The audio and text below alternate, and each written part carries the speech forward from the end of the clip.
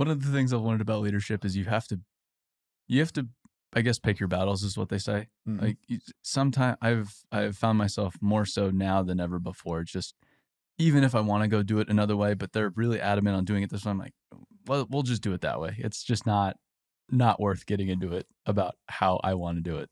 Yeah. You get to a point where as long as it gets done, Yeah. go do it however you want. I was flying over the Rockies and I was thinking, I was like, I haven't skied in 2 years. I need to get out there because my brother, he lives in Denver, so he goes skiing every weekend. Oh yeah. And Denver's overrated for skiing though. super. Like you have to drive 2 hours or sit in traffic for 3 hours to get there. Yeah. Like we have 7 resorts within 30 minutes, Mhm. 45 minutes here. It's a lot easier here. Oh, yeah, so easy. than Denver. No, in college, me and my brothers would do, we call it the Triangle of Death. So we went to school at the U of U. Mm-hmm. We worked here, then we'd ski every day. Really? And I mean, we slept about 3 hours a night, but yeah, so we, usually it was class in the morning, go ski, and then come work here. And yeah, it was, so we were skiing 100+ days a year in college. And that's pretty cool. Yeah, we had a great time. But Chell, he grew up here and he had a ski bum phase. Was that one season where you just, all you did was snowboard? I had that too. I worked at Snowbird for a while. And you worked up there? Yeah. Oh, that's pretty cool. Yeah, just for the pass. Yeah. So yeah, it was like 2 nights a week. And so I just worked the bare minimum to get the pass. And I did that for a year. Then the next year I was going to grad school. They asked me to come back. I said, I can't do it, but I'm getting my MBA. And the guy said, look, I'll let you do it 1 night a week. You work the hours you want. And you just come up after class, and I'd go pick up all the signs and kind of clean up all the parking stuff. Yeah. And he's like, look, that's 1 night a week. I don't have to worry about someone showing up high or drunk. So there's a lot of that. Yeah. So he's like, I will give you a pass to do that. So then I got my brother on, I got a buddy on. So we had 3 nights full, of guys who you could trust not to come screw it up. Sure. But yeah, the Eric Jumper who works with us, he used to run a snowcat in Vermont. Okay. And we've talked about that, how I think it's almost a requirement to be high if you work at a ski resort. There's so much. So yeah, the directions my boss gave me was, he said, because I'd get in the truck at like 4:00. The day shift guy had gone home, and the day shift guy was this guy was 60 or 70, just blazed all the time. Mm-hmm. And he said, every day when you get in, check to just make sure there's no drugs in there, because I don't want you to get fired for his thing. Yeah. It always smelled so bad. Like one time I found, I don't know if it was raccoon poop or cat poop, or like there was crap in the cab from, I don't know what Blake did, but some animal had gotten in there with him. And I had a mouse living in my car one time and it pooped everywhere. That you don't get the smell out. Yeah. But it was, I think I talked to Eric the last time, it was one of the big resorts. It might have been Vail Resort or something like that. They were talking about drug testing. Mm-hmm. And it was just like, they just like laughed him out of the room. Like, you're going to drug test? Are you you're going to lose most of your people. You're not going to have anybody. Well, as you ski around, like if you know where to go on the mountain, there are hot box huts like on the mountain. Oh, that's a good tip. So, I mean, I've never smoked, but noted. Neither have I, but I know where they are. So ski by, see a few skis or boards outside. And yeah. Okay, good. Catch a whiff. So, so you grew up in Salt Lake City. Yeah. Yep. Grew up here. And it's technically a family business. Yeah. Yep. So who in your family? I guess what's the history of Wheeler? So history of Wheeler. So there's been a cat dealer in Utah since the 1920s. Mm-hmm. And it went from the Robinson family to the Kershaw family. The Wheeler family came in, I'd have to check the exact year, but J.K. Wheeler was a Studebaker dealer. So he'd been a sales rep for the cat dealer and kind of got burned out because he had basically the entire state of Utah. Mm-hmm. It was just him. So he left, became a Studebaker dealer. years later, he had the chance to come back and buy into the dealership. So it became Wheeler Kershaw. And then Walter Kershaw's son, who was supposed to come into the dealership, was killed in World War II. Hmm. And Walter kind of just lost his passion for it, and JK ended up buying him out. My grandpa was a cement contractor, and he got tired of doing that and answered a newspaper ad to come work at Wheeler as a floor salesman. Hmm. So started working here, and that was in 1956. And then my dad and uncle started working here too. My grandpa ultimately became partners with JK's son, Don Wheeler. He became a minority partner. And when Don and my grandpa decided to retire, my dad and his brothers were able to buy them out. Hmm. And so that was in 1996. And so that's how it transitioned over to the Campbell family.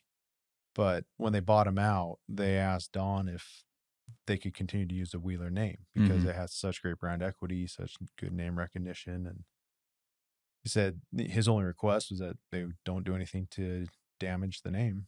Sure. And so we've kept it at Wheeler, and we have no intent to change it to Campbell Machinery or anything like that. It's got such good brand recognition and such a good name as Wheeler. We'll just keep it as that. And it transitioned to you and Brian. So back in 2018, we took over the day-to-day operations, and then we bought them out in 2020. How can you explain the succession planning just briefly? Yeah. Because you need, as a dealer, you need a succession plan. Yeah, you do. Caterpillar is very tight on that, and for good reason. Yeah. You look at their dealerships, and the cost of poor continuity is massive. If they have to go find a new dealer or, do a turnaround, it's big.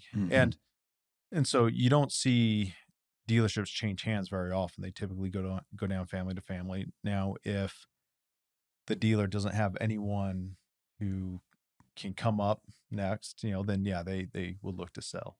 But we started our continuity process back Brian and I got pulled in back in 2006, but my dad and uncles have been planning it well before that. And in 2006, we sat down with them, and I had an older brother working here at the time, and we met. Kat was there as well, and they just talked through the business. Here's what it does. Here's how it all works. And if you want a chance to work here, here's what you have to do. And they had put together a list of rules for potential equity holders in the company. And so it was requirements on education, on outside work experience, how you perform in the dealership. They were very clear that we're not going to create a position for you. You can move up as you prove yourself, but when you're in a role, you have to excel in that role, and you'll be advanced based on merit. Wow. And then there's no passive ownership. So we don't have anyone that owns stock and doesn't work here. So that keeps, the focus on growing the business. So they laid that out in 2006. And how old are you? I was 22. So you're pretty young. Yeah. Yeah. So it was kind of, I knew I was interested, but it was kind of this eye-opening experience. And then they said, look, you got 3 or 4 years to figure out what you want to do. I think it was 3 years. So it was May of 2009, May 31st, 2009. They needed an answer. Are you in or are you out? And they said, if there's anything else you think you want to do, go check it out. Go try it. And if there's something you would rather do more, go do it. And it's interesting that, there was never this huge amount of pressure from the family to come work here. It was always, if you want to do it, then here's what you have to do. And you could have a chance, but it wasn't ever like, hey, you really should do this. And so Brian was already working here. He knew he wanted to be here, so he was in. My older brother decided he wanted to go down the engineering route, so he left and did that. And he's been very successful. He's 3D printing rockets in California now and loves what he does. Sure. And I kind of bounced around for a bit. I knew I liked it a lot. And I worked here on and off. But, I always had that thought of, well, what if there's something else out there that's better? I didn't know what that was, but I was always interested in the tech industry and entrepreneurship. And so I kind of worried like, well, what if I miss out on something else? But I never knew what that was. So finally, um, I had to make a decision. So I said, well, I know I love it. I'm going to go for it. If I'm terrible at it, if I don't like it, I can get out, but I can't get in Mm-hmm. if I don't get in now. So came in and it's been everything I hoped for and more. And so yeah, they laid it out. And then from when I came in, we worked our way up through different roles and, eventually got to where Cat passed off on our succession plan. It's it's interesting too how you have to earn it, because I guess it's in Cat's best interest to make sure the dealer succeeds and does very well. Yeah. So they need somebody that is going to get after it. Yeah. To pass it on to. Right. Yeah. Yeah. And the roles that Brian and I came up through, they were the core operational roles. It wasn't go be your dad's assistant. It was, get into the guts of the business. And really do it. The job that was probably the most beneficial was being the credit manager and working with customers to, figure out how to help them pay their bills. And that let me really see inside their business and how they operate. It's a really hard job. It's a thankless job. Not one I would want to do again, but that was by far the most beneficial job that I had. And I'll probably come back to that because you've talked a lot about how construction business owners don't always operate a business very effectively. Right. And there's a lot of opportunity there. How old were you when you started working here? Very first job was right out of high school. So 2002, 18, and I was working with the maintenance crew. So sweeping gutters, digging sprinkler lines, unclogging toilets, stuff like that. And then from there, I mean, almost over like 15 years, you rotate through all different types of roles and really get to see the business from an operational standpoint. Yeah. So I had some time away from the business, just trying different things. I had a painting company. I worked at a ski resort, worked in medical supplies, just kind of different things, seeing what I wanted to do. But so I came up through the sales and rental side of the business. Brian came up through the parts and service side of the business. And so, yeah, we'd rotate through these roles, every 2 or 3 years. But while we were in those, we had to really excel and prove ourselves that, it wasn't, you're not just there to do the status quo. You got to make big improvements. So just briefly explain, you touched on Brian, he chose to be in the business, then you chose to be in the business. You guys are both here. How have you guys split up, the tasks that are running a company like this? Yeah. So Brian and I are cousins. His dad retired quite a bit before my dad did. And so as we went through the continuity process, Caterpillar gave the green light to either one of us. And as dealer principal. And so, they told my dad and my other uncle who was still involved, you guys choose. And they turned around and came to us and said, you guys choose and let us know. Not what we were expecting, but said great. And it was about a 20-minute conversation. And we just looked at, what our strengths, weaknesses, interests, and overall what's going to be best for the company. And so, a lot of my interest is on the strategic growth and investing side. Brian is phenomenal at managing the day-to-day business of Wheeler. And so that's the route we went. And, as a result, we're very high performing as a Cat dealer. And, and that's what allows everything else that we do, all the investments, the acquisitions, and the other pieces that we're able to bolt on really work. And so, he's been, he's involved in the other businesses to a degree, but his focus really is primarily on running the Cat business, which, gives us what we need to keep going and growing. Sure. So it's cool to, I've learned in business, you need other people that are good at what you're not good at. Yeah. It's essential. You have to split up. You have to split things up. You can't take on everything or else it's probably doomed. I've seen people do it successfully, but there's a clear ceiling to that. It's just not, and even if you can do it successfully, a lot of times you're just so stressed out and you're just doing so much. It's just not even fun. Yeah. It's not worth it. Yeah. And, we've said multiple times, and I believe this wholeheartedly, we couldn't do what we're doing with Wheeler and the other businesses if it was just one of us. Mm-hmm. You know, we have, I'd say, probably an unfair advantage having the two of us here, and it's worked really, really well. Can you explain just very high level how a cat dealer works? Because it's Caterpillar, big brand, sells lots of equipment, but it's because of the dealer network that Right. I think it has the strength it does. And that's why people, I mean, I ask a lot of people, why'd you buy this machine? Why'd you buy that machine? I'm just curious. Mhm. It's almost always dealer support, dealer support, dealer support. So can you just explain how a cat dealer works? Yeah. So we have a sales and service agreement with Caterpillar. We're not a franchise. We're not owned by Cat in any way. We're an independently owned dealership with a sales and service agreement. And the relation, I can't stress enough how important the relationship between Cat and the dealers is, because that contract's cancelable within 90 days if Really? things went south. No kidding. Huh. But you look at, we just had our 70th anniversary as a dealer. Mm-hmm. And so you think cancel within 90 days, but we've been doing this for 70 years. Yeah. Other dealers have been going for 90 years or 100 years. Yeah, I was just at Yancey the other day. I guess they're the oldest. Are they? Yeah. Yeah, over 100 years. Yeah. Well, I know Quinn just had 100 years. Yeah, Quinn too. Cashman just had 90 years. Peterson's up there. Yeah. Yeah. So these dealers have been around for a really long time. And so the way it works is you have a dealer principal who is the majority owner of the dealership. And then from there, the organizational structure can vary. Sometimes there's a COO, sometimes the president or the dealer principal's very involved, sometimes not as involved. But we basically break it down into sales, rental, parts, and service. Those are the 4 core areas. And the goal is to populate the market with good equipment, but then go capture the sales and or the parts and service business afterwards. Yeah.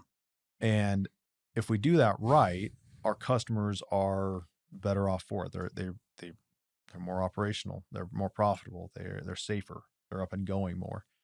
And so the 4 areas of the business have to work really closely together. One thing that we've done is really make sure that their goals are aligned and their objectives are aligned. So it's not just the sales group looking out for their own sales. It's, well, what can they do to help parts grow or service grow, or and vice versa. And so, like, for example, we have an internal campaign where we promote to our employees that you sell the second. Anyone can sell a machine the first time, but can you sell them a second machine? And you only do that if you support it the right way and the customer has a good experience with it. Yeah. So we have these 4 groups that work together, and we got our parts warehouse that supports both our customers. They can buy parts directly from us, or they support our service department, getting the parts out for the repairs. Sales and rental work hand in hand. So a customer can buy a machine, or they can rent a machine, or they can rent to own a machine. But then we always try to tie them back to parts and service. And so, they're obviously multiple layers through the dealership. And the lower you go, the more specific they get in what their roles are in one of those 4 areas. Now, with, I guess, Cat, going back to that license agreement, you guys, as a dealer, you're the only one that can sell that has new Cat equipment within the territory. Yeah, within our defined geographic territory. Yeah. So all new Cat goes through us. And genuine parts and all that. Yeah, genuine parts. So yeah, it's Cat parts and machines go through us. And it works well because those defined lines help us have a really good relationship with the surrounding Cat dealers. Now, legally, technically, we're competitors, so we don't share pricing information. We don't share customer lists. We don't collaborate on here. Let's go compete against, dealer X. We can't do that, but we'll share best practices. We'll sell machines back and forth if needed. But yeah, we have really good relationships with them all. So it's a great relationship. And, they, where their family businesses, the relationships often go back decades. So it's really good. It's really unique. It's pretty cool. I'm a huge fan of the dealer network because it works really well. Caterpillar's done a very nice job building that network and maintaining that network over, like you said, sometimes a century. Because I feel like that's where some of the other struggle is. There's not a consistent network across the board. So it'll be really strong in one region, but then a company will go operate in another region and they don't have the support they need over there, so they have to go to somebody else. Mhm. Whereas cat, it's pretty consistent across the board. If you go into a cat dealer, most of the time you know what you're going to go get. Right. And a lot of that is due to the expectations that CAP puts on us Hmm. from a performance standpoint. So, we measure, we have a metric called on time in full. How many parts do we have when the customer needs it, basically? Or how quickly can we get those? Hmm. So, it's much more than just measuring machine market share or parts market share. It's how well do we perform operationally? And CAT has a role in that. They say, well, here's where you should be, and we'll benchmark you against other dealers. And that really helps us raise the bar. The other benefit of the dealers versus, if CAT were to try to go direct, and there's a really good article from the Harvard Business Review back in the 1980s by Don Feitz, who was the chairman back then. It's called Make Your Dealers Your Partners. And in that, he talks about the benefits of having a local presence. Mm. So we know what's going on in our markets. We know what's going on with specific customers much better than someone in Chicago or Peoria or North Carolina could. Yeah. So we have that real boots on the ground approach. We know what's going on with our customers. We know what their objectives are. We know what their challenges are. If we screw up, if CAT screws up, we know why. And we can go try to fix that rather than just hope it doesn't happen again. Well, and that's the interesting thing. Like if you compare equipment to cars, for example, it's like Tesla's doing great selling direct to customer because a car is a car, and it does the same job in California that it does in Texas. Right. Whereas heavy equipment, it's very dependent on where you're operating. Very, very, very dependent on where you're operating. And like this whole valley is so different to Denver, to Phoenix, to Los Angeles, to Mhm. where Cashman is up in Elko. It's entirely different, and those relationships really do matter. And you're supporting thousands of customers, and within those thousands of customers, that's tens of thousands of relationships at any one point in time between your people and their people Mhm. that all have to be going right. Yeah. Yeah. It's that the relationships that you build are the most, well, I would say that is the most important thing that we do.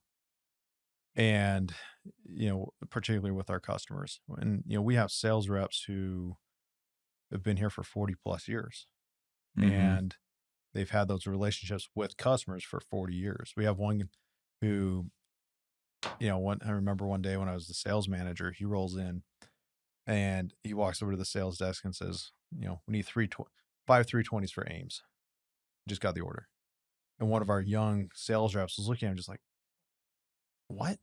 How do you just get that? And I told him, I said, look, he's been doing this for 40 years. Yeah. He goes to breakfast every Friday with their equipment manager, and he's been doing that for decades. So it's not like he just all of a sudden is getting these orders. He's built Hmm. that relationship for years and years and years. Yeah.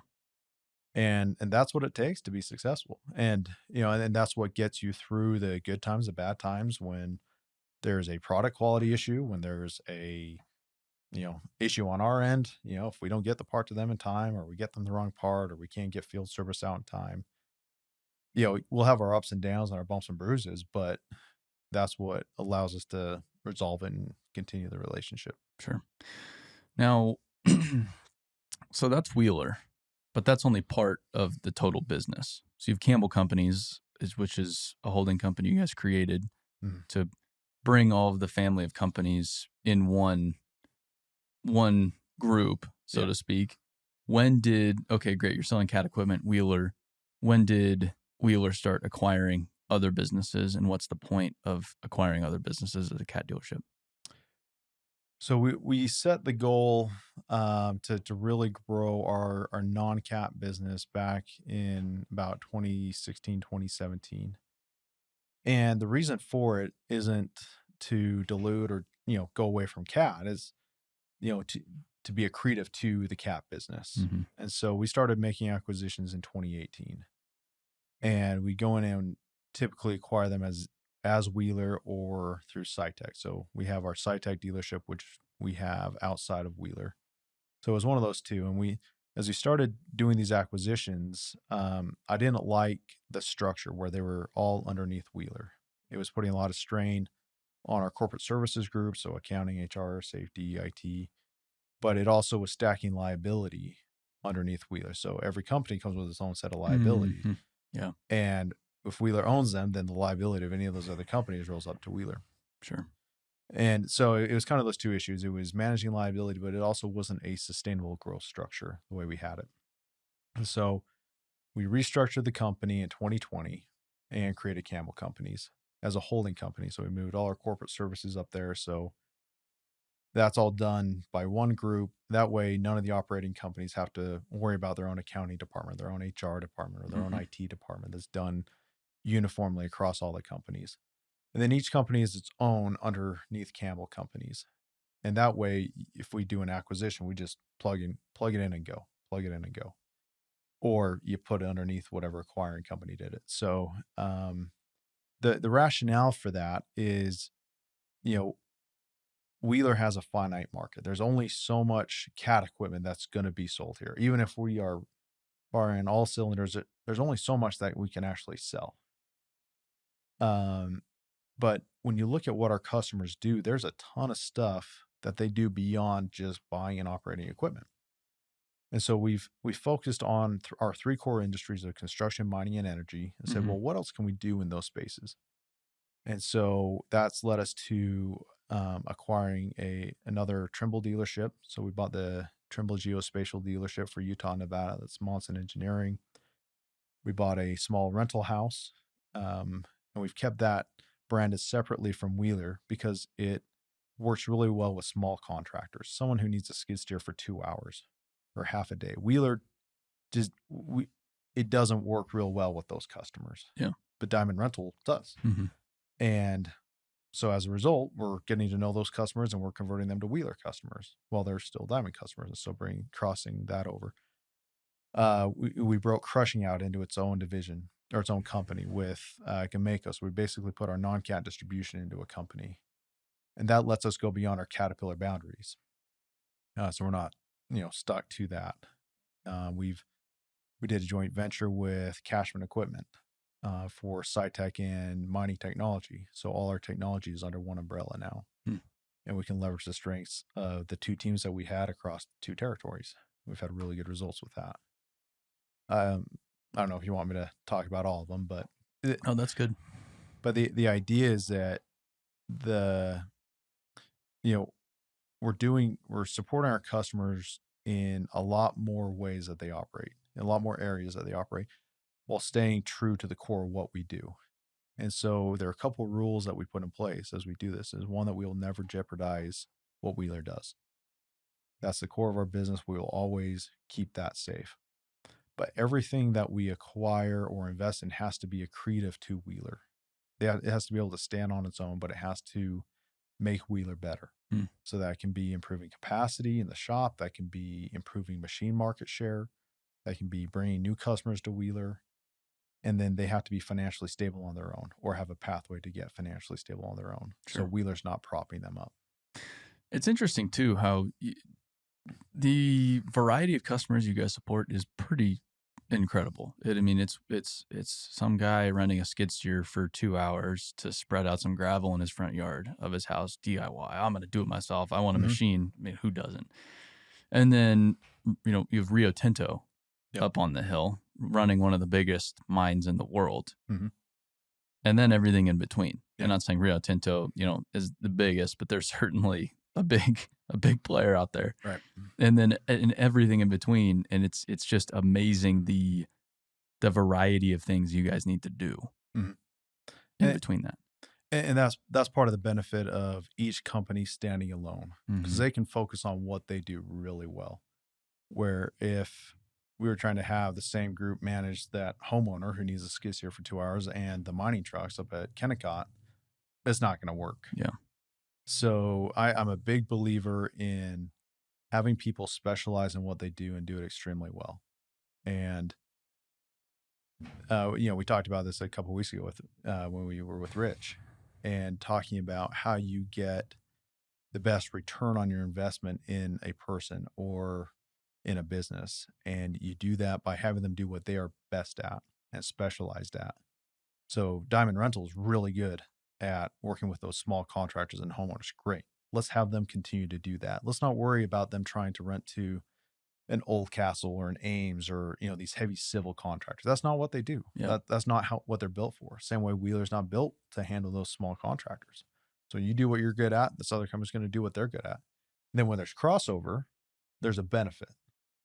And that's great. And we will absolutely capitalize on every crossover opportunity that we have. But your core operations are specialized on what you do really well. Makes sense. What are the threats to a cat dealer?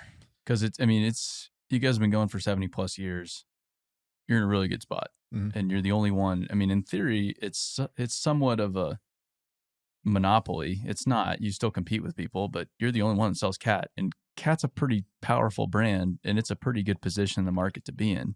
Right. What are the threats to, like, what do you think about, like, hey, these are the things that we need to look out for?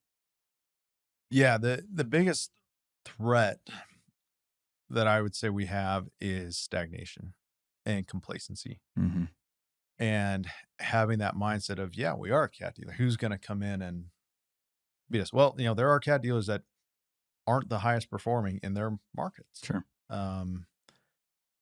And so we have to be constantly evolving and saying, well, what can we do differently? What do we need to do differently? Both to address the competitive standpoint, but to make our customers better at what they do. And so the things I worry about are the non-traditional competitors. And, so we compete against Komatsu, Deere, Volvo, Bobcat. And, they win their share of the market. We win our share of the market, but we know how to go head to head. They know how to go head to head with us. Mm-hmm.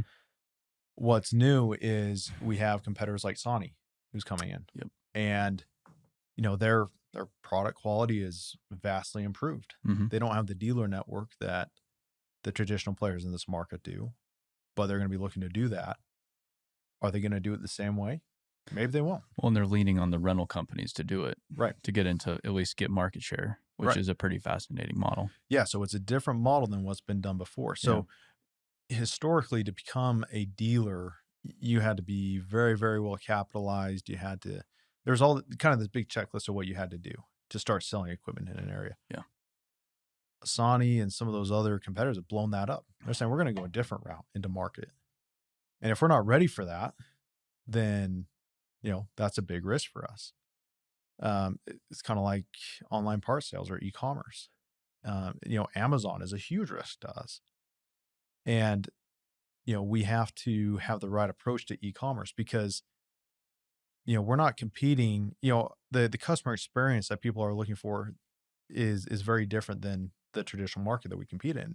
They're not comparing Cat's e-commerce platform to Komatsu's to Deere's. They're saying, I like shopping on Amazon. Yeah. And so you better have an Amazon-like experience for me, or else I'm going to go get my parts at Amazon. Yeah. And so we have non-traditional competitors that are coming into our market, and we have to be ready for that. And we have to know how to compete with them or figure out how to compete with them, or else we're going to be left behind. So I think the biggest risk is us just saying, look, we've been in this market for 70 years. We're good. We're cat. We're good.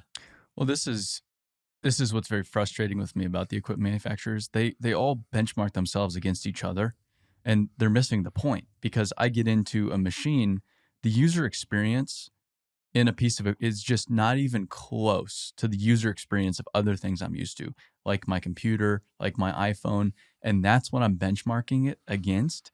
And so I get in and try to do something in the computer, like set up grade control on the new next gen excavator. It's amazing technology, but the user experience frustrates me because it's not comparable to something that they're not comparing it to. Maybe it's far beyond the other manufacturers. I have no idea, but I'm benchmarking it off my iPhone that I'm very comfortable with. That makes perfect sense to me, that Apple invests hundreds of millions of dollars into from a UX UI standpoint. And it's very frustrating because it's like, this is not 2022.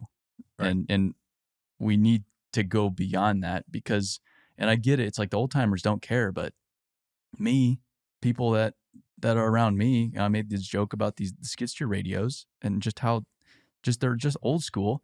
It wasn't all the old timers reaching out saying, yeah, you're right. It was all the younger guys saying, yeah, you're perfectly right. Well, that's the future of the market. Exactly. Yeah. And I mean, I think Tesla's a perfect example. They came in Yeah. and flipped the car industry on its head. Mm-hmm. And why couldn't that happen to us? Yeah. And so, if we sit back and think, well, where else are you going to go? Well, there are plenty of places for people to go to buy a machine. The thing we look at is kind of the guiding principle behind how we've grown and our acquisitions is focusing on the customer experience and making sure that we are their best option. We want to be their most profitable option, their safest option, and most productive. Because if we do that, they won't go anywhere else because they can't afford to and they don't want to because it's so easy. But we have to change how we look at things because we've always looked at our business as we sell a product and we sell a service. And it's really interesting as I ask people in our company, as we ask people at our suppliers, whether it's CAT or Mezzo or some of our other suppliers, if a customer here's a question I pose. Customer calls asking for an excavator or asking for a hose or a filter or for field service. What are they calling for? And typically the response I get is they want good service. They want someone to take care of them. No, they don't. They want a hole in the ground. Mm-hmm. Just so happens that we're the best way to do that right now. Sure. But as soon as someone else comes along and figures out how to put a hole in the ground a better way, or figures out a way to do what they're trying to do without putting a hole in the ground, we're out. Yeah. So we better focus on being a solutions provider rather than a product or services company. Well, and I feel like these next generations, they put less weight on, because I've had this relationship with this company for the past 15 years, I don't need to go look anywhere else. We've just been trained to always be looking for a better deal elsewhere. Mm-hmm. And it goes to employment too. It's everybody. I talked to some guy yesterday. They came to work for us. Why'd you come to work for us? Well, I had a good gig, but I'm always looking for a new challenge. I'm always looking for something better. That's the whole mentality of this next generation. And even if I've been supported consistently, I am looking for other options out there that are potentially better. Mm-hmm. But before that, like my dad's generation, they're going to go to work for the same company for 20 years and not think twice about it. Right. Yeah. And so, we have to understand that and adapt to it. Yeah. Because if we don't, we're going to be left out in the cold. So that goes into now you acquiring these other businesses, but still, steel, diesel, traditional type companies. Then you start getting into the world of technology. Yeah. And I know, SciTech and that's a lot of technology, but when did you start looking at pure technology plays and getting involved in those?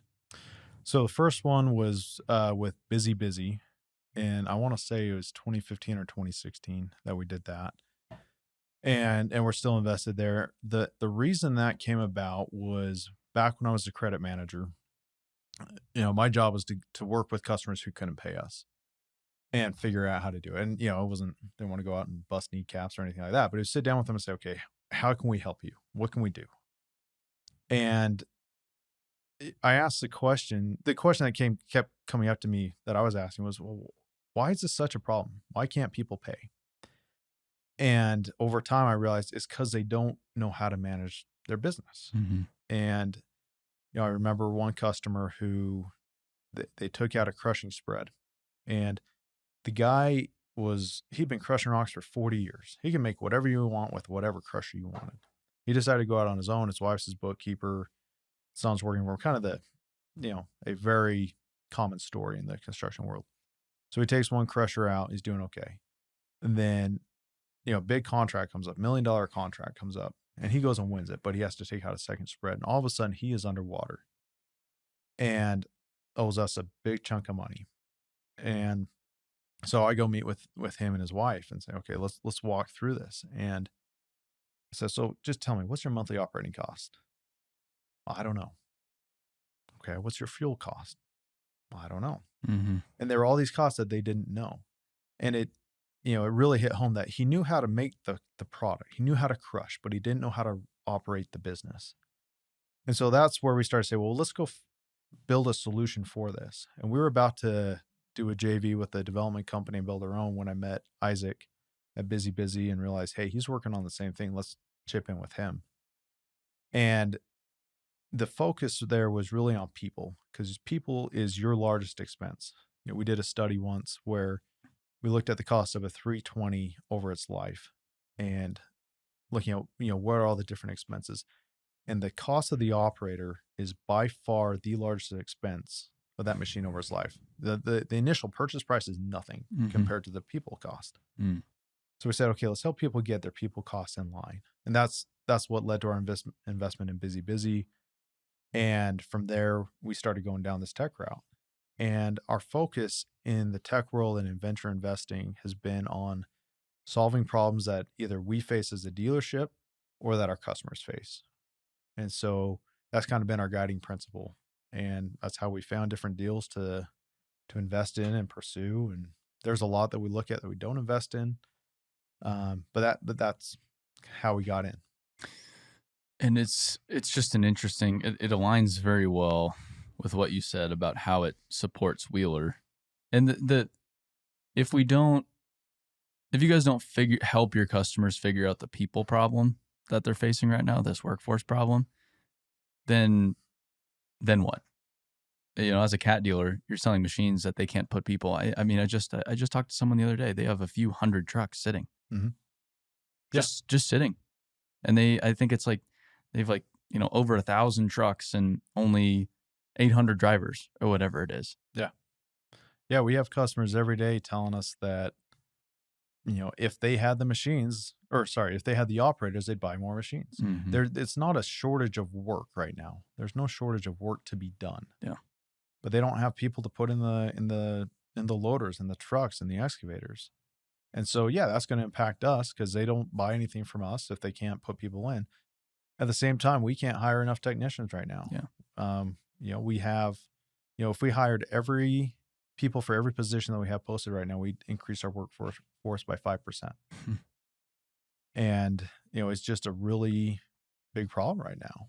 And so it's your biggest expense, but you also can't operate without it. Yeah. So technology, following our bathroom break, my bathroom break, thanks to 75 Hard.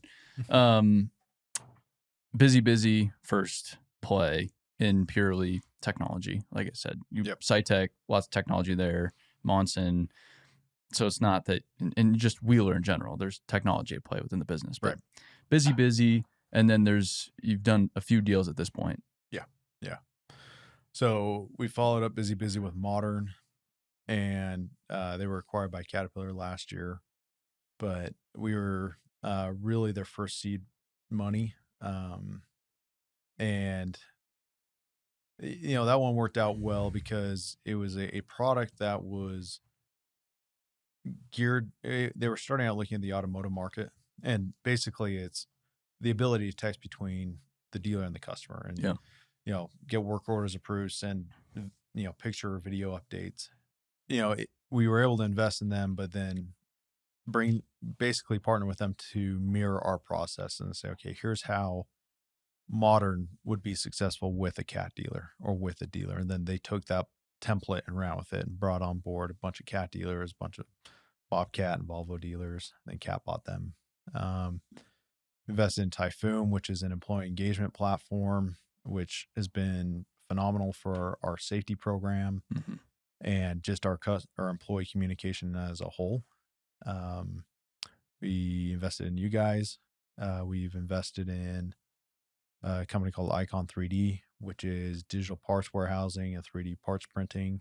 We did Icon Technologies, which is 3D house printing. And then we're tied in with Iron Spring, which is a venture capital group that spun out of Whole Ventures. It's got a bunch of cat dealers and Trimble involved in it as well. So, we don't have, necessarily a stated objective in how often we invest or what we invest in, but basically it has to solve a problem for us or for our customers. Yeah. That's what we look for. And, we're not always out deal hunting, but, kind of as they come up, and we take a look at them and make a decision from there. And I haven't talked about it on the podcast or really publicly at this point. I've hinted at it here or there, but so we went 3 years in business with no outside capital whatsoever. It was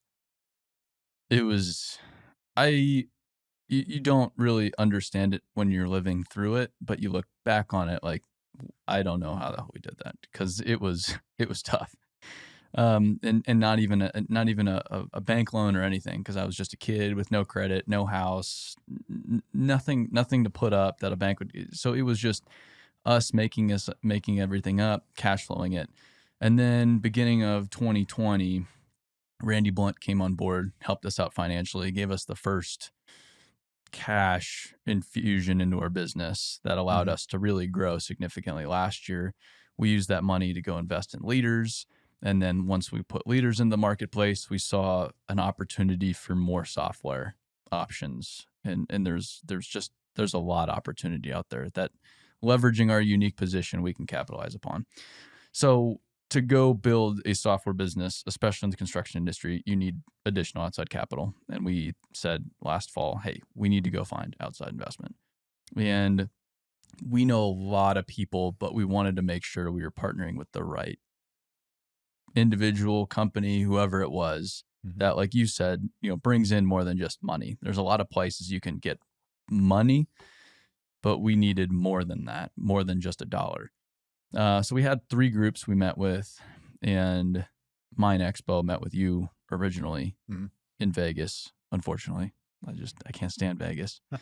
But started talking with you guys as far as, hey, maybe Wheeler, maybe Campbell Companies is the right fit for us.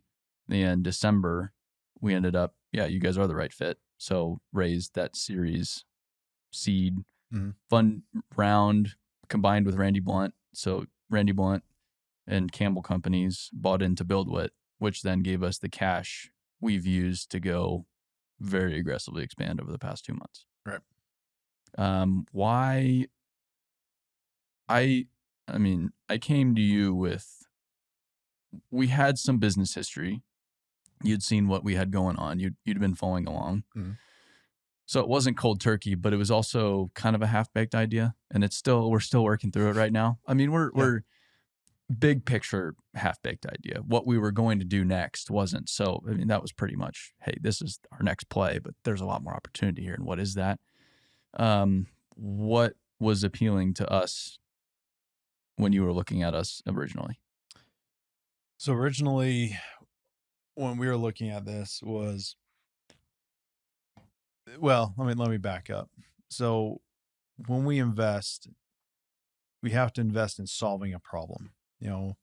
There's a lot of cool stuff you can invest in, but is that really going to, pay off? And so we look at solving problems, and you had identified the same problem that we had. And, and it's not a secret, but you were one of the first people to really articulate that this is a problem in the industry, and we have an idea of how to solve it, how to approach it differently. Because there are a lot of people trying to solve it, but a lot of the methods that are being used are the same ones that have been used for 20, 30 years. And we got to do something differently. And that's what you brought to the table. And yeah, it wasn't fully baked, but it was the idea that, hey, we're going to try this differently. We're going to take a different approach. The other aspect was that BuildWitt and you have a lot of credibility in the industry. And if you speak, people listen. So one of the challenges that sometimes, yeah. And I won't say what people do when they listen. Maybe they like it, maybe they don't. But no, so one of the challenges with technology coming into the construction world is that, I mean, we have an advantage in a lot of ways where we don't have to go determine what the new technology is to come into our industry. It's already been developed. So Silicon Valley is ahead of us by 5 or 10 years. So we can go cherry pick the things that we want from that.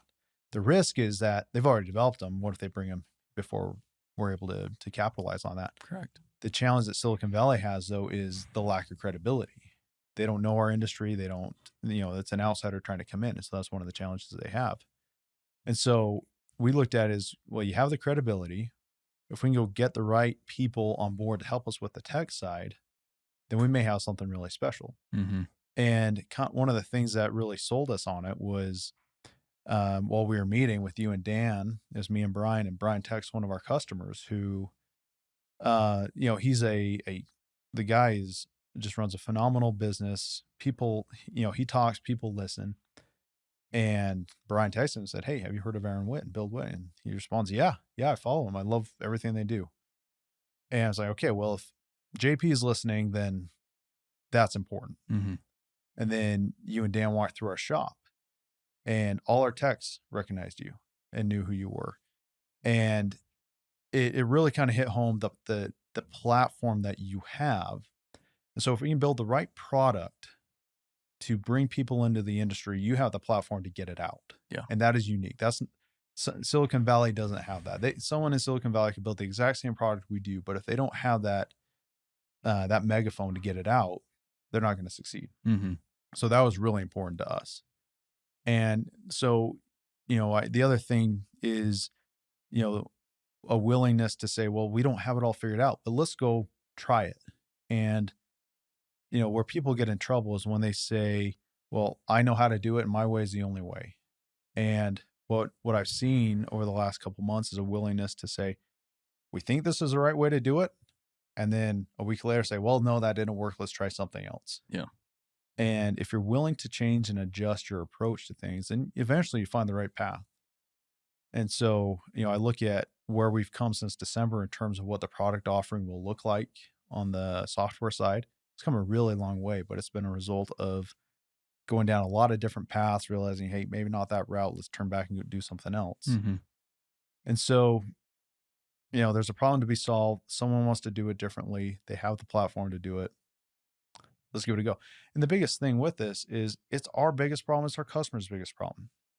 And if we're not going to invest in solving our biggest problem, what in the world would we ever invest in? Sure. That's kind of the core of it. If you don't solve in solving the biggest problem, then why invest in anything?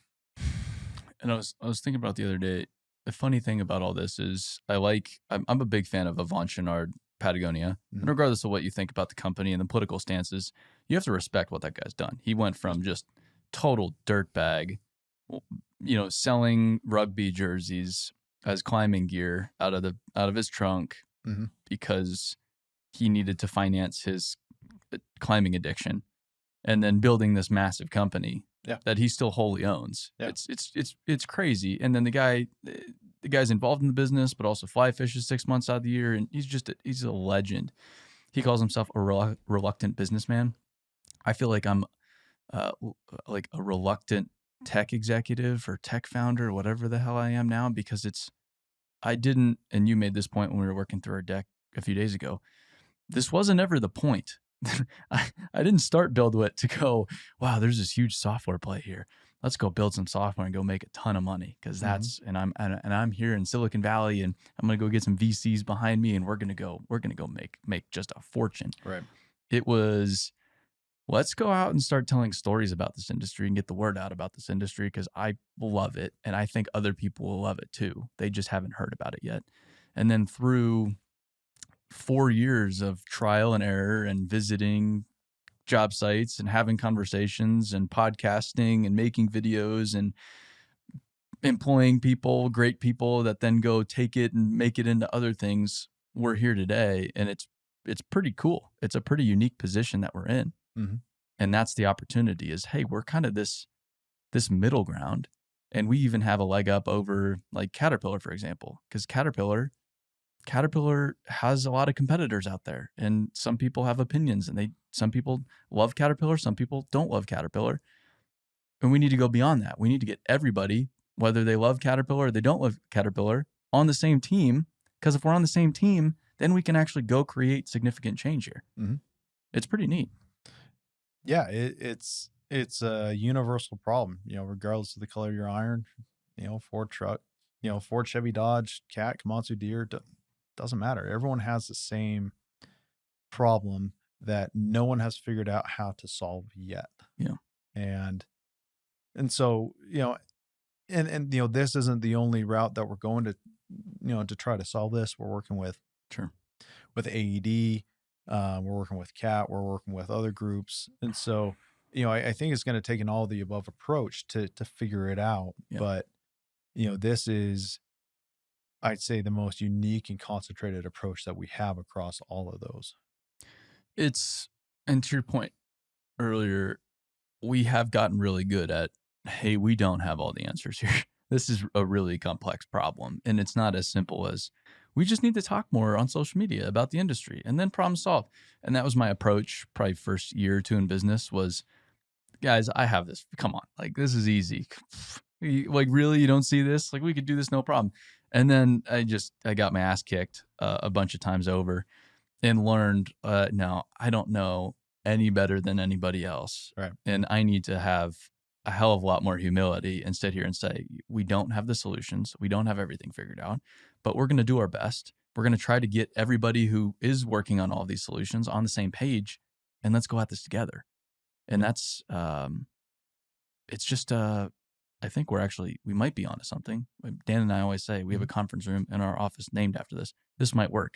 We just kind of look at each other a little bit in disbelief. Like, we'll come out of a meeting or see this product, or the other morning, we had JP Donnell training 25 construction executives in Nashville on leadership, doing simulated combat. Mm-hmm. Former Navy's like, this guy's a stud and he's here because of us. And you have these moments like, this might actually work. Maybe. Huh. Yeah, I think that's kind of one of the common themes of entrepreneurship and successfully growing a business. There's that moment. Well, I shouldn't say that one. There's a ton of moments where you're thinking, well, maybe this will work. Yeah. I hope it does.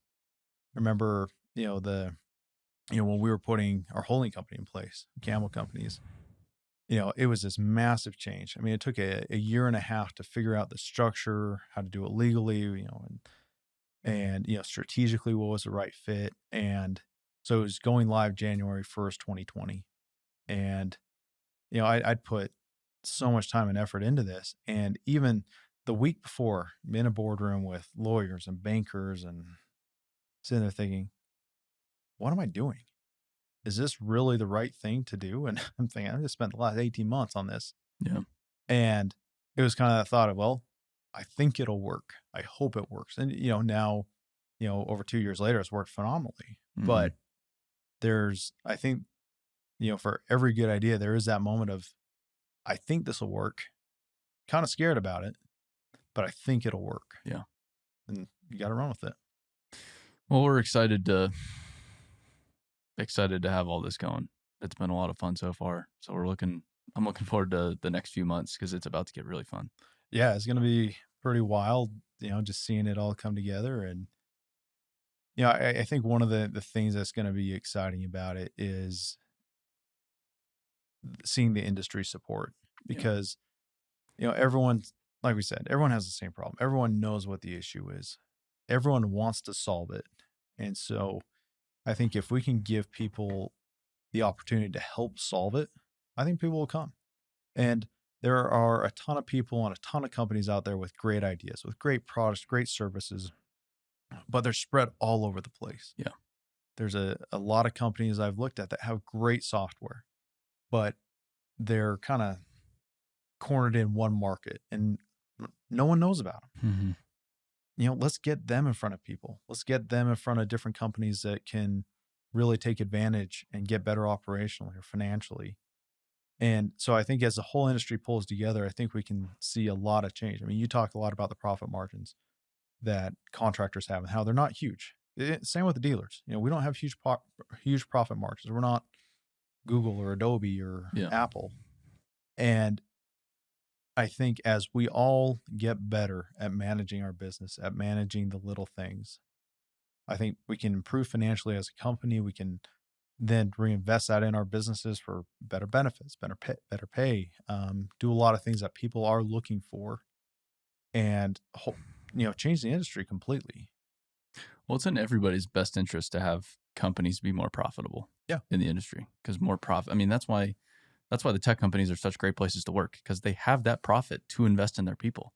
It helps everybody out. Everybody wins. It's not like, sure, a lot of people have gotten very wealthy off the technology companies, and there's a lot of bankers out there and VCs, and sure, there's that, and executives, but the real beneficiaries of all of that are the consumers, because they're able to make far better products and push it further and further and further.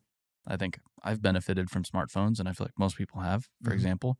But then the people that work there, because there's more opportunity, higher pay, better benefits. It's just a better way of life in general. Yeah. Yeah.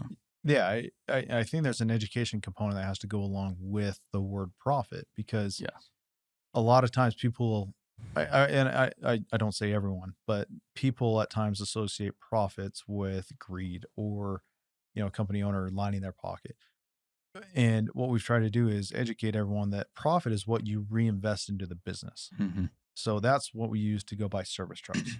That's what we use to build a new shop. That's what we use to, double our parts inventory so we can take care of our customers better.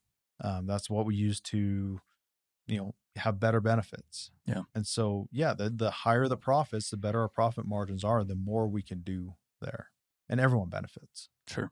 Well, and that's, I read the book Conscious Capitalism. That's what reframed my thinking was, wow, you can have a business that does a lot of good in the world and makes a lot of money. And it's actually good if that business makes a lot of money, because then they can take that money and do more good with it. Mhm. That's the whole premise of conscious capitalism. So it's like the opportunity we have is, hey, we might actually be able to solve some of this problem or help solve it, and we can make money along the way. And if we make more money, we can go hire more people, expand our business, create more opportunity for more people. And that's, especially as a business owner, that's really exciting. Yeah, that's great. I mean, I look at it as, one of our core values is stewardship, and making sure that our company is well taken care of and our people are well taken care of. And so that means that 1,100 people can pay their mortgage every month, that they can put food on the table, that if their kid gets sick, they can go to the hospital, they can go see their doctor. They don't have to worry about, can we afford to have a baby or not? Yeah. Can we go on vacation? Can I send my kid to trade school or go to Harvard? Whichever one works for them. I don't care. I just want them to be able to do that. And that doesn't happen unless we're successful as a company. Sure. And reinvest in what we do. And I'm mostly going to reinvest, but I'm also going to buy machines and make them like barn animals every once in a while. You can do that. That is your prerogative. All right. Well, I appreciate you sitting down with us today. I was going to say thanks for stopping by, but thanks for stopping by. We stopped by. Yeah. So yeah, if you could say that. We're at Wheeler today. So talk to you. Ryan Goodfellow is coming on next, and then we're going to go check out the shop. Perfect. So Jonathan Campbell, everybody.